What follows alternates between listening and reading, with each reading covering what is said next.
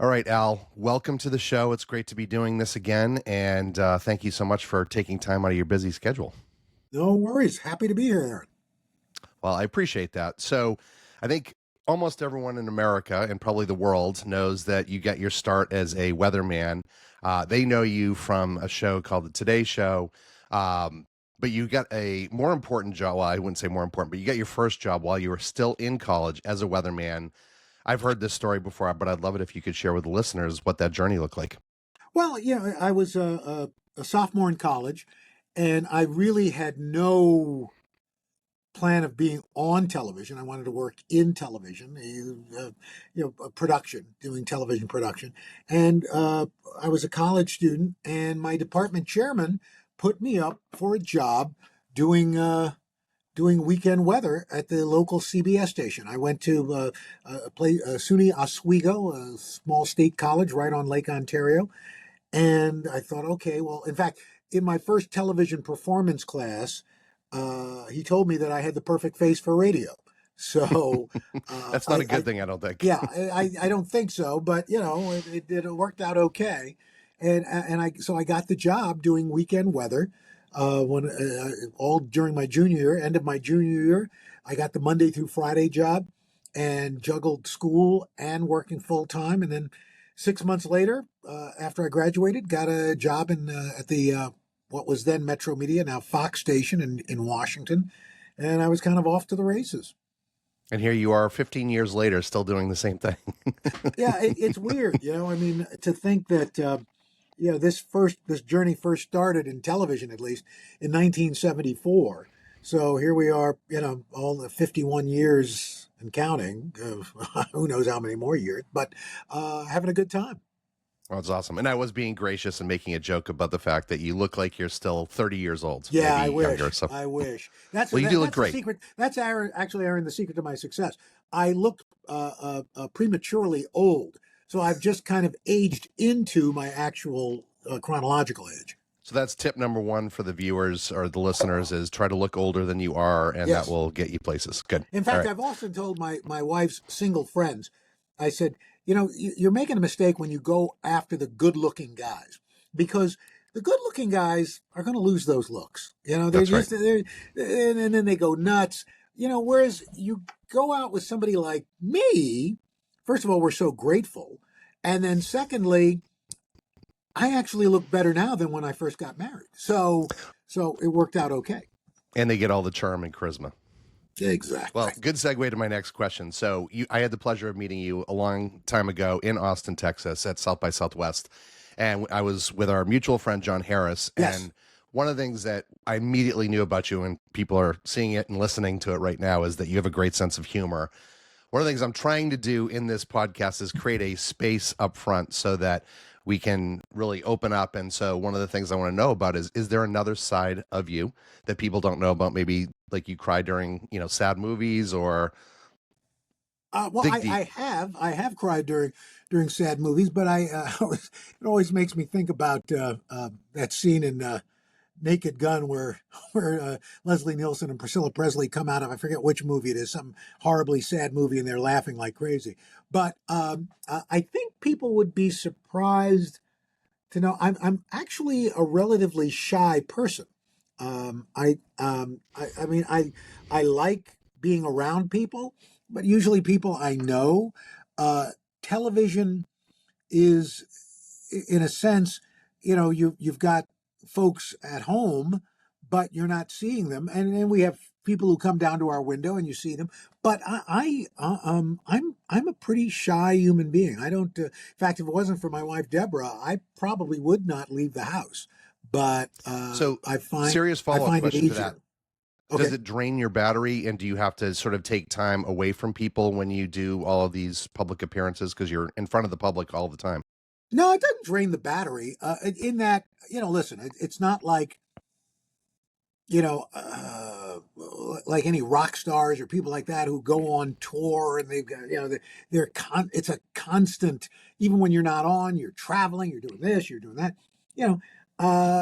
My day is, I'm doing this podcast now, and then from here I'm going to go over to Sirius XM. We're doing a thing with the stars from Superman, and then I'll head home, and that's that. I take off this outfit and just put on a pair of shorts and a t-shirt and hang out. So I get plenty of time during my regular day to recharge the battery. But it is funny in that early on in our marriage, Deborah's family said, "Does he like us? Because he seems different than he is on TV." And it was like, well, no. If I was like this, like the TV Al all the time, people would think A, he's nuts, and B, that would be draining the battery. But and they've come to know that I like them, and the more they've gotten to know me, they realize they don't really like me. They've come full circle. That's it, right? Exactly. Well, Al, thank you. I appreciate you doing that and going a little bit deep on that. One of the other questions that we asked you last go around, and now we're 10 plus years later, is if you could be something other than all of the things you are, which is celebrity TV personality, content creator, book author, multiple book author. You said a chef or an animator slash illustrator. Yes. So I have a two-part question for you. First, obviously, generative AI has had a major role on content creation. Any thoughts on sort of what that is? Is it a good thing? Is it a bad thing? Where do you sit?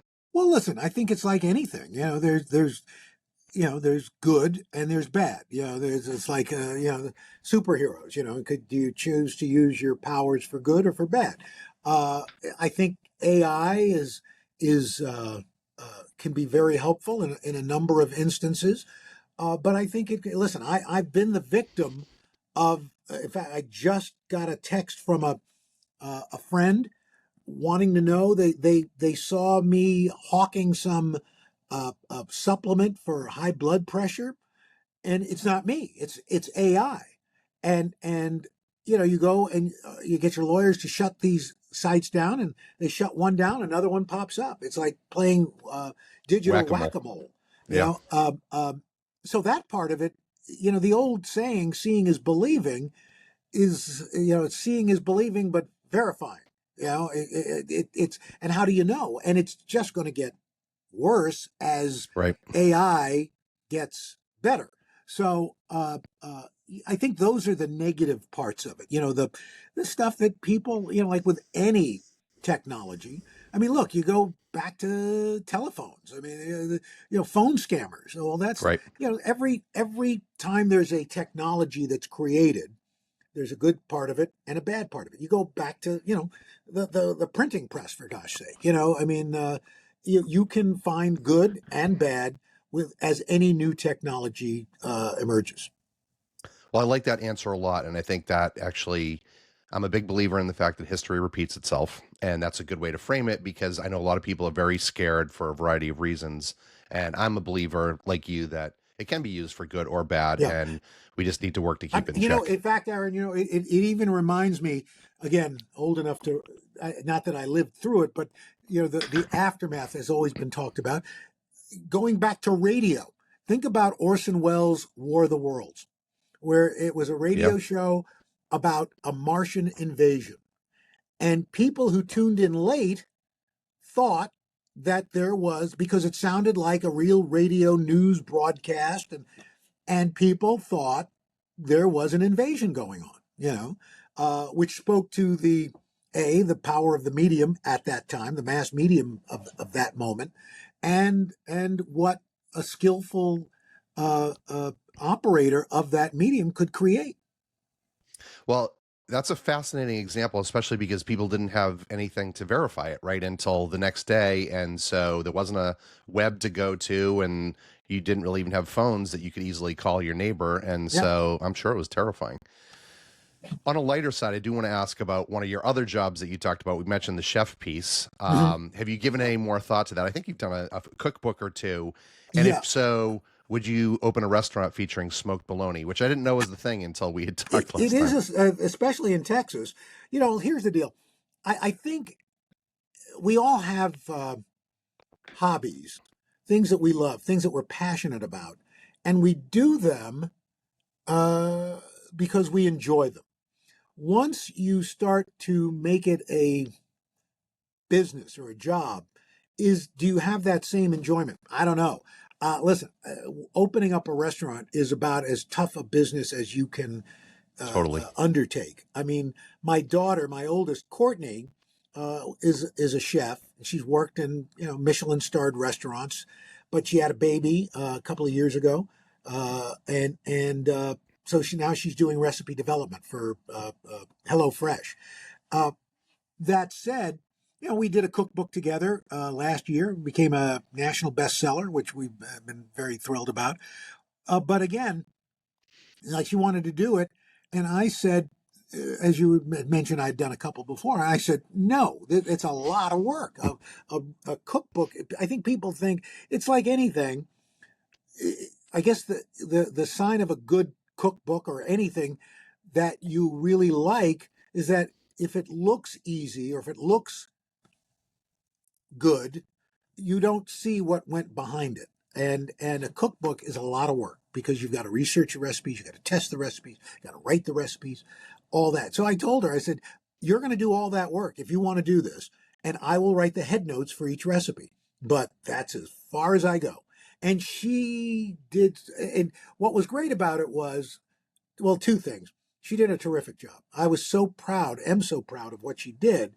And then when you realize that when your child, who's now an adult, actually knows what they're doing and knows what they're talking about and they're good at what they do, that's a real sense of pride. It's like, okay, good, good. And That and is then awesome. and the other part, the bonus part of it was, we I don't think we had spent time together like that on our own since she had gone on we had gone out on college tour, and we did the book tour, and we just had a great time, and it's like, oh, I remember why I like you. Well, I love that story. And it's funny, I've been doing some work with my son recently. I have 26, 23, and 18. And I feel like I have gotten closer to him. So it is a nice benefit to be able to work with your child. And I will have to go out and get that book. I love to cook. And I know you know a thing or two about Al food. So Roker's Recipes to Live by Al Roker and Courtney Roker Laga. thank you for that plug. I was actually going to ask you what the title was. So now we made it easy. One of the things that I think people will be a little surprised about, I knew you had done a number of cameos. I know you're involved in the creator industry. Maybe we'll see on the Time 100 creator list next year. But on IMDb, which is a movie database, you're credited as an actor for 46 appearances and as a producer for 48 appearances, which that's a lot. Any particular show or movie appearance you are most proud of? Well, it's funny. And now, in fact, that hasn't been updated. It's over 50 now appearances.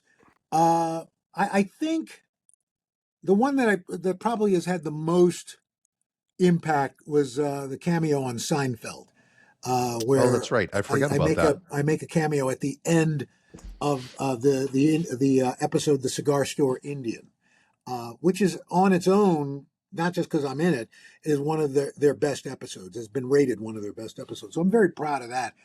But what I'm most proud of now is, and it's more than a cameo, but I'm producing a new animated kids broadcast for PBS Kids called Weather Hunters. And it's about a family. The dad is a TV weatherman, happens to be bald and black. Uh, uh, Coincidence or not? yeah, coincidence? You decide. The mom is a news producer, and the three kids are really interested in weather and science. And we go all around the world and the country looking at different kinds of weather phenomena. And that's debuting September 8th at 7:30 on PBS Kids, right after Wildcrats. So we're very excited about that. And I uh, I do the voice of Al Hunter Mm, of the Weather Hunters. Holly Robinson Pete plays my wife. She's a dear friend of mine, and which is kind of full circle for her because her dad was the original Gordon on Sesame Street, and that's crazy. That is yeah, really yeah, crazy. and I now remember Gordon. I she's loved yeah, Gordon. and now she's on PBS Kids. Uh, uh, Cheryl Lee Ralph plays our next door neighbor, Ms. Joyce, and my grandfather is portrayed by LeVar Burton. So Wow. we've got a great cast of characters, and then we've got three great kids playing my children. So it and to go back to something you had said earlier, one of my dream jobs growing up was to be an animator. I love animation. And this project is this perfect nexus of everything I love. I love my family. I'm passionate about weather and climate, and I love animation. And so it's all come together in this. I'm also very proud of my team, and because we've been trying to develop this. I'll give you a sense of how long it's been. My kids in the show are, my son is 5, my middle girl is 8, my oldest girl is 12 in the show. My kids were basically that age when I started developing this. My son is now going to be 23 next week. My daughter is 27, and my oldest is 38. So, but it's something I believed in and just kept plugging away.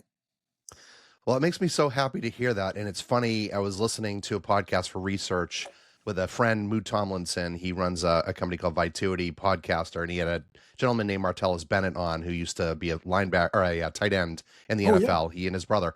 And they were talking about the culmination of your works, your life's experience, and when it can all come together in a nice, neat bow.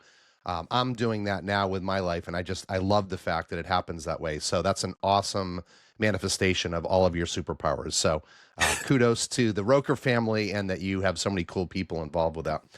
I do want to shift gears because this show is supposed to talk about or is focused on talking about not just the person and what got them here, but really you're taking time out of your busy schedule to do charitable activities. And I know you support a lot of different activities. Let's start by talking about what drives that part of you, Al.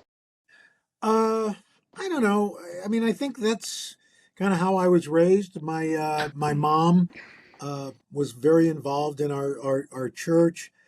My dad, when he retired, really got involved in mentorship and working with a number of programs, including this one here in New York called Samaritan Village, which helps folks who are unhoused, folks who have drug addiction issues, things like that. So I think that that's how I was raised, and so you try to do what you can to help people who are struggling. Well, bless you for that. Not everyone thinks that way these days, Yeah. unfortunately. I do want to talk about one of your more high profile. If you Google Al Roker and charity, this one comes up regularly. But you're on the celebrity board of the Ronald McDonald House Charities. Probably anyone that's ever eaten at McDonald's, which is a large part of the world, knows about Ronald McDonald House. Talk a little bit more about what they do. Well, look, it's if your child is ill, I remember my dad saying to me, and especially when it comes to your child, he said, "You're only as happy as your least happy child." Yep. And so let's take that to the next step. You're only as happy as your healthiest child. And so the idea that these young ones are suffering from cancer and these debilitating diseases, that's hard enough for parents. And a lot of times they have to travel to get to places that have the best health care. But then you've got to worry about being untethered from your home base. That's tough. And so Ronald McDonald House, kind of fills that gap, between being at home and being at a healthcare facility, and gives you a sense of normalcy of home away from home. And so I've going back to the 1980s, got involved with it here in New York, and of course since then it has spread across the country. And another charity that I've been thrilled to be part of is the Big Slick, Mm-hmm. these J- Jason comedians, Sudeikis, I think, Jason is one. Sudeikis, Yeah. Paul Rudd, Eric Stonestreet, Rob Riggle, Dave Keckner, Heidi Gardner, have all come together, all Kansas City area natives.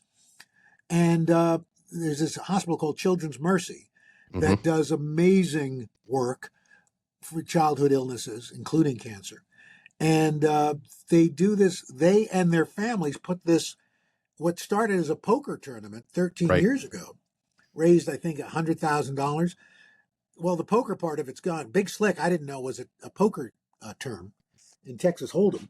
But this past June just raised over $4 million.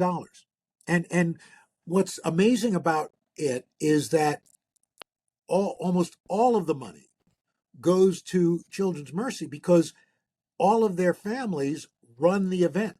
So from logistics to transportation to guests, travel, all that stuff is donated or volunteers, and so the money that gets and we do all these people, these guys and women have called in their friends from Hollywood and all that entertainment, and on that Saturday of the weekend we go to all the rooms, and if that doesn't humble you and make you thankful for your health, your own child's health, nothing will. And so I think charities that involve our children are things that mean a lot. Yeah, no, I would encourage people to Google Al Roker and Big Slick because I know you did a great piece on it. I think through the Today Show, Yes. highlighting it and talking about. I think they've raised somewhere around 30 million Yep. historically after their inauspicious start of 100,000 and then 4 million. They're really cooking, and I think the Kelseys are involved and all sorts of Yeah. high-profile folks Yeah. from the Kansas City area. I remember meeting a young rookie quarterback named Patrick Mahomes. Nobody I knew think I've heard who of that he guy. was. He's pretty Yeah. good, right? Yeah. I don't know what became of him, but I hope I he's heard doing he's well. still playing. I don't know if he's retired yet or Yeah. not, but yeah. Anyway, I know you are also listed and associated with a number of other charities. Any other charities you'd like to highlight? Because I know, again, you're a giving Well, like person. I mentioned, Samaritan Village here in New York it's a local charity, but it was something that was very near and dear to my dad. Listen, I think people think they gotta have a ton of dough and all this stuff. Anything that a charity doesn't have that you can give them, whether it's money, whether it's time, Hmm. volunteering yourself. I mean, listen, that's in some ways, in a lot of ways, that's more valuable than money, because it makes to be able to give of yourself is, I think, the ultimate charity. Well, and I'll add one more because I'm a marketer and content creator. Is you can also I have a lot of folks that are in my broader audience that are marketers, PR people, and you can actually share, that link or share a Sure. clip or share some information Yep. about them. And so, anyway, that's thank you for taking the time out of your busy schedule to do those good things. And I love the meaning behind it. And yes, it is always about the children. And I am going to adopt that. You're only as happiest as your healthiest child's, right? Because that is critically important and does help people reframe why they should do these things. Yeah. All right. If you're amenable, I have a few fun questions. And given Okay. the comedian that you are, I'm curious as to how you're going to answer the first one. Mm-mm. This is a new one for me, and this is sort of my fun, playful one. Tell us a word that sounds dirty that isn't actually dirty, like Moist. spatchcock. Moist. Moist. Moist. For That's a some reason, good one. people have a very strong reaction to moist. I see moist as positive, like a moist chicken. Yep, exactly. It's succulent, but people see it as they don't like moist. I think I have to do a poll because it is really one of those things that's down the middle, and you mention it, and people are like, I hate that, or they don't care because I think about it the same way: moist brisket, moist chicken. So. Yeah. I know you've had a chance to meet a zillion famous people in your life, including now remembering that you were in the Seinfeld episode. Who has impressed you the most?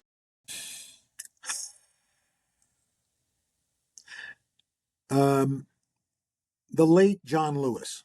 That's a good one. In fact, I got to do the last interview with him, and I was impressed. I think the thing that left the greatest impression on me was after all of this and everything that he'd been through and everything he had seen. And you got to remember, this was in the aftermath of George Floyd and a number of things. He still felt very optimistic. He still felt great hope about America and its citizens. And I think it's easy for us to be cynical, to be critical, and in many cases, justifiably so. But at the end of the day, I think optimism trumps cynicism.